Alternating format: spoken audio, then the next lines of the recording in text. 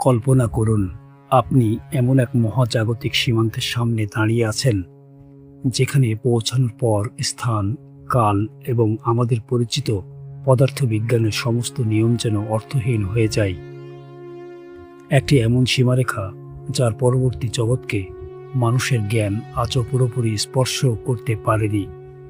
আধুনিক বিজ্ঞান যতই শক্তিশালী টেলিস্কোপ, উন্নত গণিত কিংবা জটিল তত্ত্ব ব্যবহার করুক না কেন, সেই শেষ সীমানার সামনে এসে এখনও অসংখ্য প্রশ্নের উত্তর অজানা রয়ে গেছে।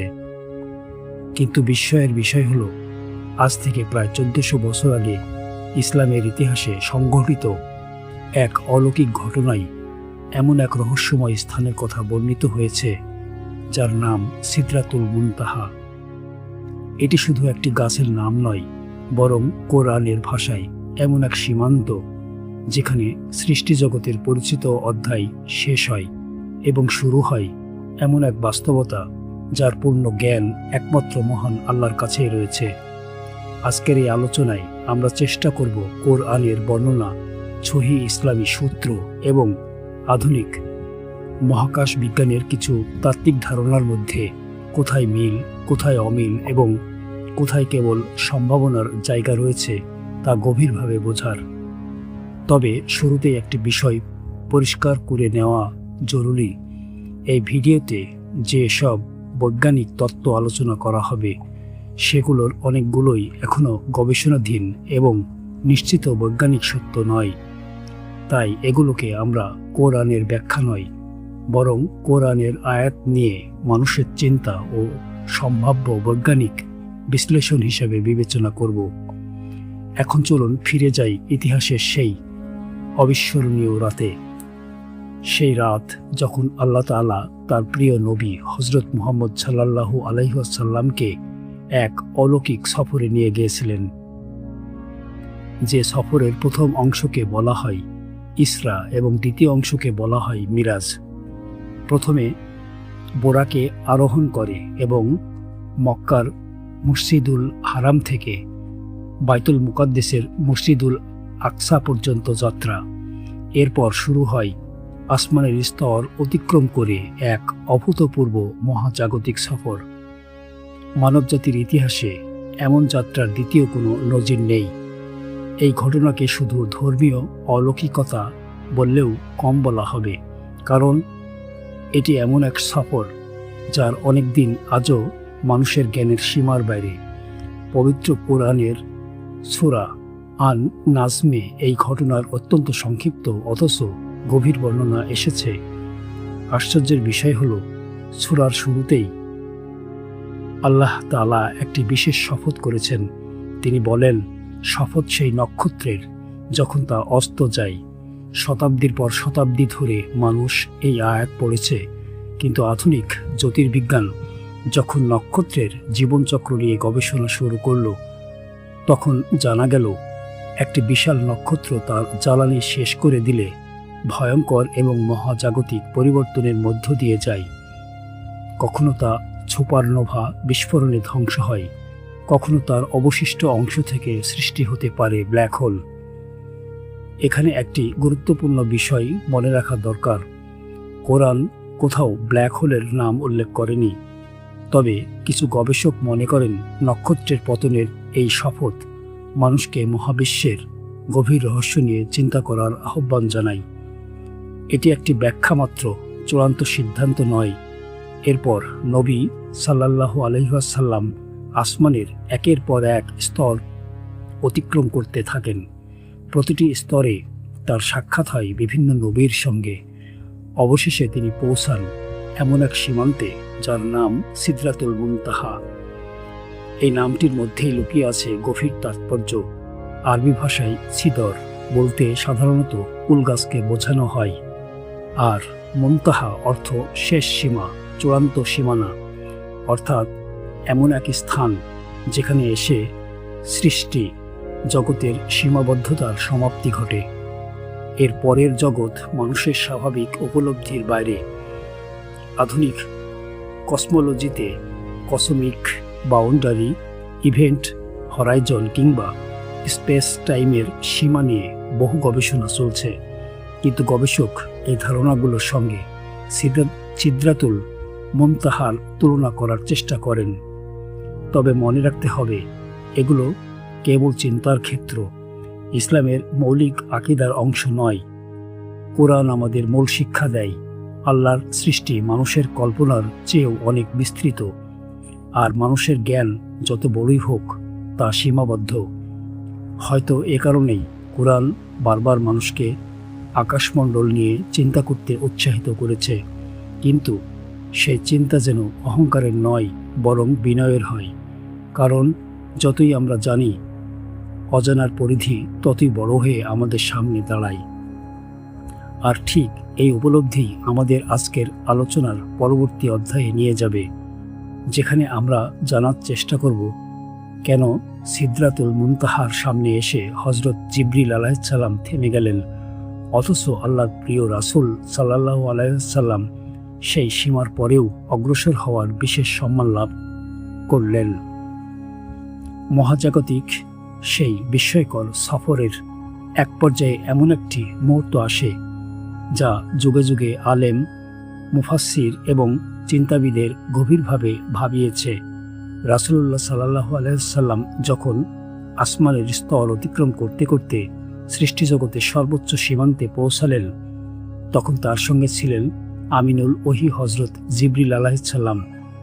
তিনি সেই ফেরেশতা যিনি যুগে যুগে আল্লাহর বাণী নবীদের কাছে পৌঁছে দিয়েছেন, অসংখ্যবার পৃথিবীতে অবতরণ করেছেন, আসমান তার পরিচিত পথ। তবু সেই বিশেষ স্থানে এসে তিনি থেমে গেলেন। হাদিসের বর্ণনা অনুযায়ী তিনি জানিয়ে দিলেন, এর পরে যাওয়ার অনুমতি তার নেই। এই মুহূর্তটি শুধু আধ্যাত্মিক নয়, চিন্তার দিক থেকেও অত্যন্ত গভীর। কেন এমন হলো? কেন এমন এক সীমানা যেখানে জিবরিল আলাইহিসসালামের মতো মহান ফেরেশতাও থেমে যান? এখান থেকে আধুনিক যুগের কিছু গবেষক একটি আকর্ষণীয় প্রশ্ন তুলেছেন। মহাবিশ্বেও কি এমন কিছু সীমা রয়েছে যার পর আমাদের পরিচিত পদার্থবিজ্ঞানের নিয়ম কার্যকর থাকে না? আজকের কসমোলজিতে এমন কয়েকটি ধারণা রয়েছে, তার মধ্যে একটি হলো ইভেন্ট হরাইজন। ব্ল্যাক হোলের চারপাশে এমন একটি সীমা যার ভেতরে প্রবেশ করলে আলো পর্যন্ত ফিরে আসতে পারে না। তবে এখানেই একটি বিষয় স্পষ্ট করা জরুরি, এটি শুধুই একটি বৈজ্ঞানিক ধারণা। কোরআন কোথাও বলেনি যে সিদরাতুল মুনতাহা ব্ল্যাক হোল, আবার বিজ্ঞানও এমন কোনো দাবি করেনি। তবে অনেক গবেষক মনে করেন মানুষের চিন্তাকে বিস্তৃত করার জন্য এই দুই বিষয়ের মধ্যে তুলনা করা যেতে পারে, কিন্তু তুলনাকে কখনোই চূড়ান্ত সত্য মনে করা উচিত নয়। এবার আসা যাক সিদরাতুল মুনতাহা নামটির দিকে। কোরআনে এটিকে একটি ছিদর বা কুল গাছের মাধ্যমে প্রকাশ করা হয়েছে। কেন? আল্লাহ চাইলে অন্য কোনো নামও ব্যবহার করতে পারতেন। তাহলে এই রূপকের পেছনে কি কোনো গভীর ইঙ্গিত রয়েছে? কিছু গবেষকের মতে কোরআন অনেক সময় এমন উদাহরণ ব্যবহার করে যা মানুষের কল্পনাকে কাজ করে। অদৃশ্য বাস্তবতাকে দৃশ্যমান কোনো উদাহরণের মাধ্যমে বোঝানোর জন্য রূপকের ব্যবহার কোরআনের ভাষাশৈলীর একটি অনন্য বৈশিষ্ট্য। আধুনিক বিজ্ঞান যখন কম্পিউটার সিমুলেশনের মাধ্যমে ব্ল্যাক হোলের গঠন দেখানোর চেষ্টা করে, তখন অনেক সময় একটি ফানেলের মতো ত্রিমাত্রিক চিত্র ব্যবহার করা হয়। অন্যদিকে একটি পূর্ণবয়স্ক কুল গাছের গঠনও উপরের দিকে বিস্তৃত এবং নিচের দিকে একটি কেন্দ্রীয় কাণ্ডে মিলিত। এই বাহ্যিক মিল থেকেই কেউ কেউ প্রতীকী তুলনা করেন, তবে এটিকে বৈজ্ঞানিক প্রমাণ বা কোরআনের ব্যাখ্যা বলা যাবে না। এরপর কোরআন জানায় সিদরাতুল মুনতাহার কাছেই রয়েছে জান্নাতুল মাওয়া। এই আয়াত আমাদের একটি গুরুত্বপূর্ণ শিক্ষা দেয়। সিদরাতুল মুনতাহা কোনো ভয়ের প্রতীক নয়, বরং এটি এমন এক সীমান্ত যার পর আল্লাহর বিশেষ রহমত ও সম্মানের জগতের ইঙ্গিত দেওয়া হয়েছে। অর্থাৎ কোরআনের মূল বার্তা ভয় নয়, বরং আল্লাহর মহিমা ও পরকালের বাস্তবতার প্রতি মানুষের দৃষ্টি আকর্ষণ করা। এখন আরেকটি প্রশ্ন সামনে আসে, কোরআনে সাত আসমানের কথা কেন বলা হয়েছে?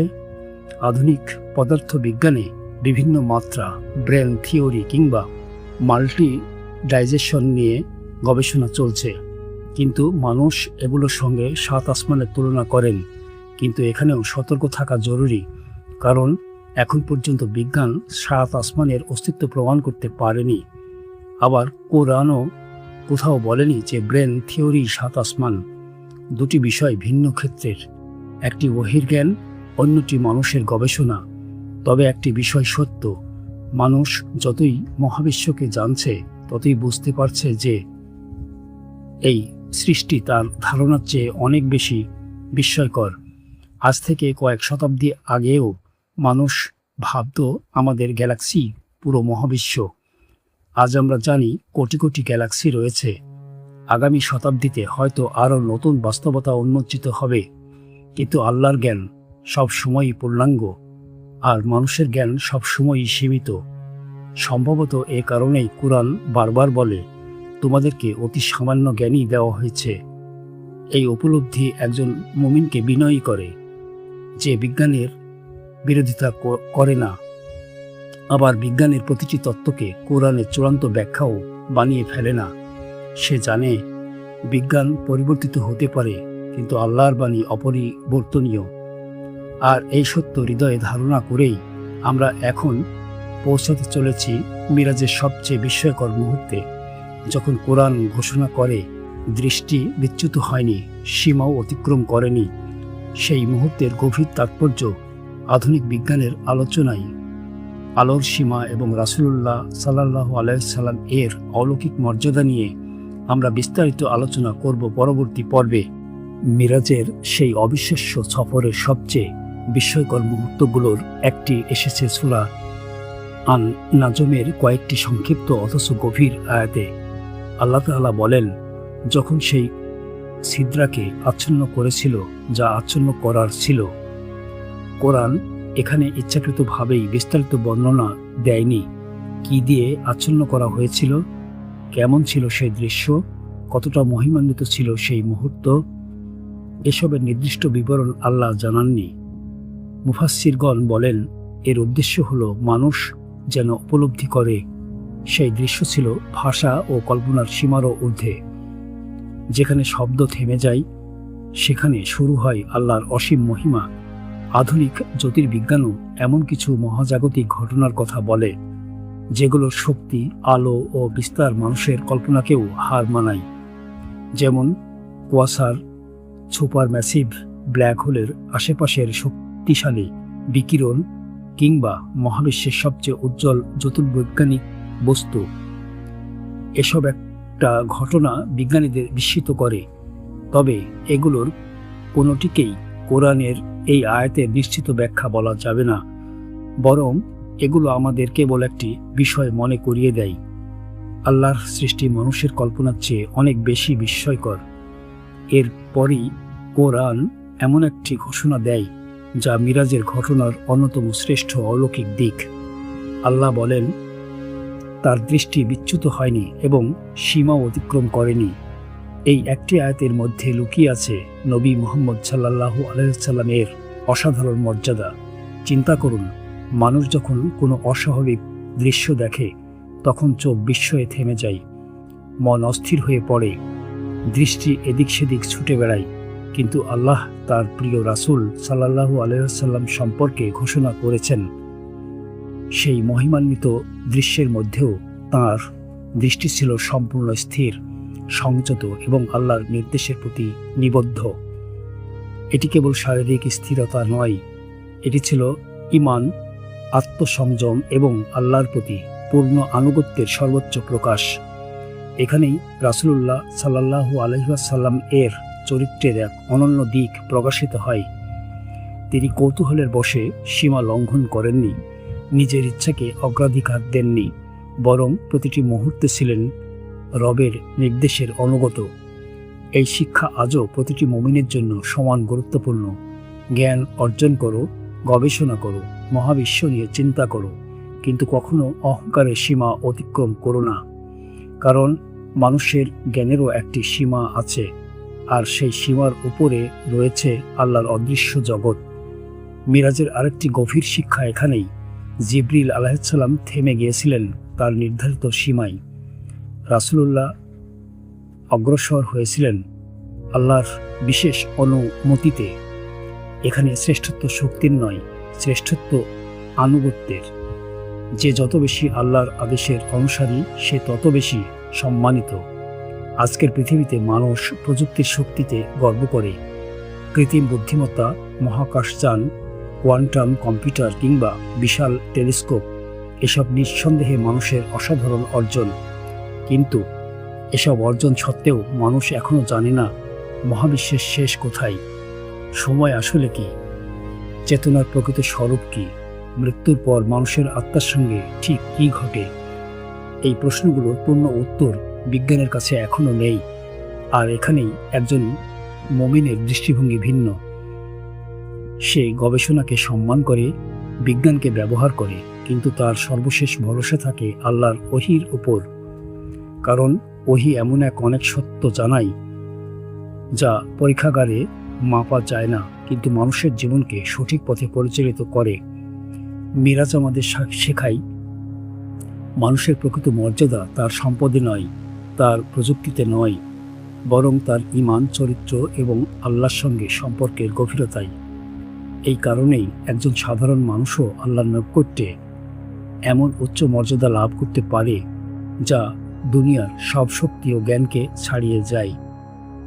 আর এখান থেকেই আমাদের সামনে আরেকটি বড় প্রশ্ন এসে দাঁড়ায়, মানুষের আত্মা কি শুধুই একই দেহের সঙ্গে সীমাবদ্ধ, নাকি আমাদের অস্তিত্বের এমন একটি দিক রয়েছে যা এই পার্থিব জগতের গণ্ডির বাইরে?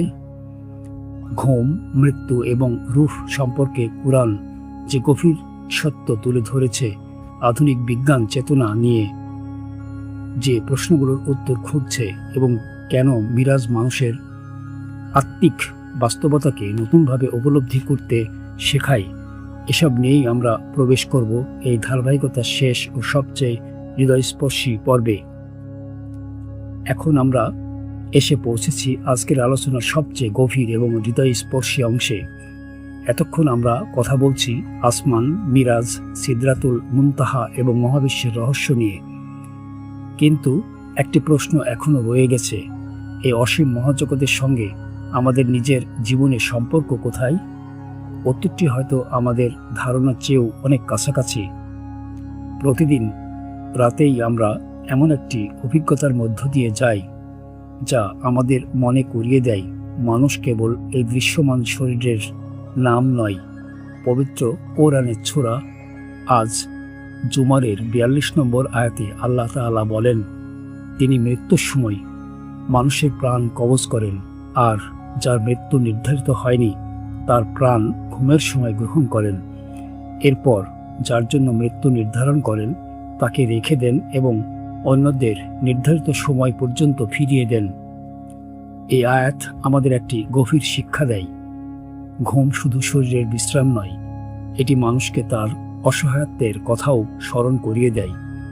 আমরা প্রতিদিন ঘুমিয়ে পড়ি, কিন্তু কেউই নিশ্চিত নই পরদিন আবার জেগে উঠব কিনা। তাই প্রতিটি সকাল আসলে আল্লাহর পক্ষ থেকে একটি নতুন সুযোগ, একটি নতুন জীবন, একটি নতুন শুরু। আধুনিক বিজ্ঞান এখনও মানুষের চেতনা, আত্মসচেতনতা এবং মস্তিষ্কের প্রকৃত রহস্য পুরোপুরি ব্যাখ্যা করতে পারেনি। ঘুম, স্বপ্ন এবং চেতনা নিয়ে গবেষণা অব্যাহত রয়েছে, কিন্তু রুহের প্রকৃত স্বরূপ সম্পর্কে কোরআন স্পষ্ট জানিয়ে দেয়। রুহ সম্পর্কে তোমাদেরকে অতি সামান্য জ্ঞানই দেওয়া হয়েছে। এই ঘোষণায় আমাদের শেখায় সব প্রশ্নের উত্তর মানুষের পক্ষে জানা সম্ভব নয়। কিছু জ্ঞান আল্লাহ নিজের কাছেই সংরক্ষণ করেছেন। এটাই একজন মুমিনের বিনয়। আজ মানুষ বিশাল টেলিস্কোপ দিয়ে দূরতম গ্যালাক্সির ছবি তুলছে, মহাকাশযান পাঠাচ্ছে কোটি কোটি কিলোমিটার দূরে, নতুন নতুন গ্রহ আবিষ্কার করছে। তবুও মহাবিশ্বের শেষ কোথায়, সময়ের প্রকৃত স্বরূপ কি, কিংবা অদৃশ্য জগতের বাস্তবতা কি, এসব প্রশ্নের পূর্ণ উত্তর এখনও মানুষের হাতে নেই। আর ঠিক এখানেই কোরআন আমাদের আর ঠিক এখানেই কোরআন আমাদের দৃষ্টি আকাশ থেকে আবার নিজের হৃদয়ের দিকে ফিরিয়ে আনে। কারণ মানুষ যদি নিজের রবকে ভুলে যায়, তবে মহাবিশ্বের সব রহস্য জেনেও সে প্রকৃত সফল হতে পারবে না। মেরাজের ঘটনা আমাদের শুধু মহাকাশের বিষয় শেখায় না, এটি শেখায় একজন বান্দা আল্লাহর নৈকট্য লাভ করলে তার মর্যাদা কতটা উচ্চ হতে পারে। রাসূলুল্লাহ সাল্লাল্লাহু আলাইহি ওয়াসাল্লাম এর এই অলৌকিক সফর ছিল আল্লাহর বিশেষ মুজিজা। এটি কোনো বৈজ্ঞানিক পরীক্ষা ছিল না, কোনো প্রযুক্তিগত ভ্রমণও ছিল না। এটি ছিল এমন এক সম্মান যা আল্লাহ তার সর্বশেষ রাসূলকে দান করেছিলেন। তাই মিরাজের শিক্ষা ব্ল্যাক হোল খুঁজে পাওয়ার নয়, মাল্টিভার্স প্রমাণ করাই নয়, বরং আল্লাহর প্রতি অবিচল ঈমান এবং পূর্ণ আনুগত্য এবং পরকালের প্রস্তুতিতে। আমরা প্রায়ই এই পৃথিবীর চাকরি, সম্পদ, পরিচয় এবং সাফল্যকে জীবনের চূড়ান্ত লক্ষ্য মনে করি, কিন্তু একদিন এই শরীর মাটিতে ফিরে যাবে। পদবি থাকবে না, সম্পদ থাকবে না, সঙ্গে যাবে না কোনো প্রযুক্তি, কোনো ক্ষমতা বা কোনো খ্যাতি। যা থাকবে তা হলো ঈমান, আমল এবং আল্লাহর সঙ্গে আমাদের সম্পর্ক। হয়তো এ কারণেই কোরআন বারবার আমাদের মনে করিয়ে দেয়, এই পৃথিবী ক্ষণস্থায়ী আর আখিরাতি স্থায়ী আবাস। আজকের আলোচনা যদি আমাদের অন্তত একবার নিজের জীবন নিয়ে ভাবতে শেখায়, যদি আমাদের নামাজের প্রতি আরও যত্নবান করে, যদি আল্লাহর প্রতি ভালোবাসা আরও বাড়িয়ে দেয়, তাহলেই এই আলোচনার প্রকৃত উদ্দেশ্য সফল হবে। মহাবিশ্বের সবচেয়ে বড় রহস্য হয়তো দূরবর্তী কোনো গ্যালাক্সিতে লুকিয়ে নেই, হয়তো সেই রহস্য লুকিয়ে আছে মানুষের হৃদয়ে। যে হৃদয় তার রবকে চিনতে পারে, যে হৃদয় সিজদায় শান্তি খুঁজে পায়, যে হৃদয় জানে একদিন তাকে এই পৃথিবী ছেড়ে চিরস্থায়ী জীবনের দিকে ফিরে যেতে হবে। তাই আসুন আমরা শুধু আকাশের দিকে তাকিয়ে বিস্মিত না হই, নিজেদের অন্তরেও তাকাই। কারণ যে হৃদয় আল্লাহকে চিনে ফেলে, তার জন্য প্রতিটি নক্ষত্র একটি নিদর্শন, প্রতিটি সকাল একটি রহমত এবং প্রতিটি শ্বাস একটি আমানত। আল্লাহ তাআলা আমাদের সবাইকে কোরআনকে সঠিকভাবে বুঝে জীবন পরিচালনা করার তৌফিক দান করুন। রাসূলুল্লাহ সাল্লাল্লাহু আলাইহি ওয়াসাল্লামের সুন্নাহ অনুসরণ করার শক্তি দিন এবং একদিন তারই অনুগ্রহে জান্নাতের সেই চিরশান্তির আবাসে আমাদের একত্রিত করুন। আমিন।